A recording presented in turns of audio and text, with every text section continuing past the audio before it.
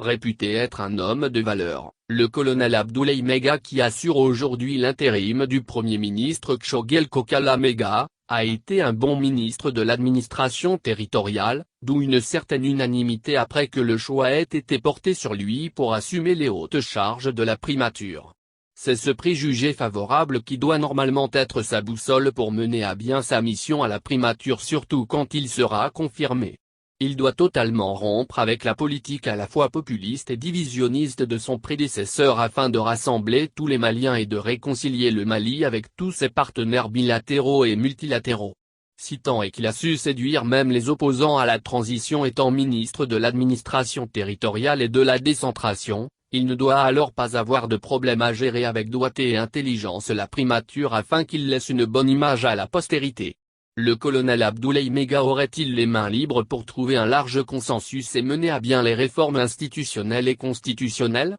L'ombre de son prédécesseur ne va-t-il pas planer sur lui?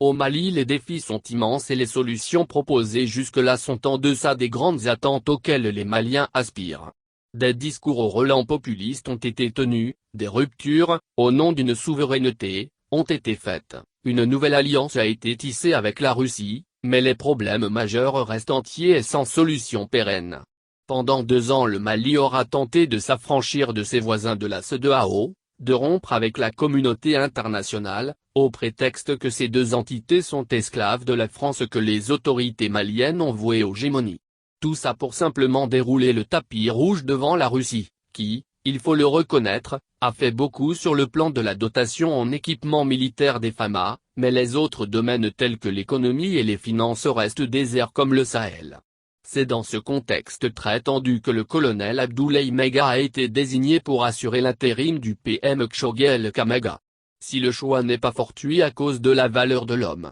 le nouveau PM est attendu sur plusieurs fronts, donc son salut ne pourrait venir que de sa grande capacité à transcender les clivages politiques et syndicaux et à rompre avec la politique va-t-en-guerre et populiste de son prédécesseur.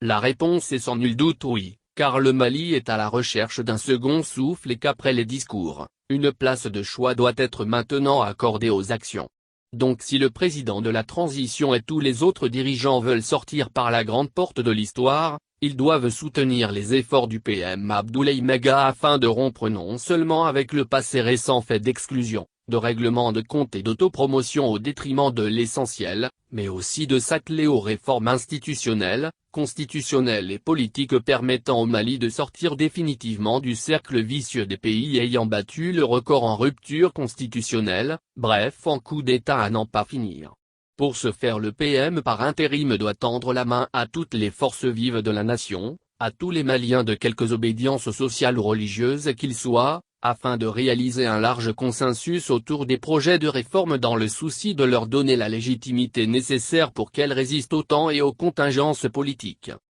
La petite télépathie que ces discours populistes ont suscité et qui crée une certaine symbiose entre Tchogel et une frange du peuple ne va pas s'estomper de sitôt. Donc ses partisans ne verront que du noir partout et les actions posées par l'actuel PM seront battues en brèche, mais avec la persévérance le peuple finira par se rendre compte qu'il a été floué par l'ancien PM et que derrière ces discours il y a qu'un vaste désert. La tâche du PM par intérim sera ardue car son prédécesseur a réussi à mettre le Mali dos à dos avec ses voisins de la CEDEAO, avec l'Occident, qui comprend l'UE, les États-Unis, avec l'UA. Bref, il a condamné le Mali à vivre en autarcie dans un monde interdépendant. Ses partisans trouveront une excuse en disant que Tchogel n'a été qu'un exécutant et que le maître d'ouvrage n'était que le colonel Assimi Goïta, président de la transition.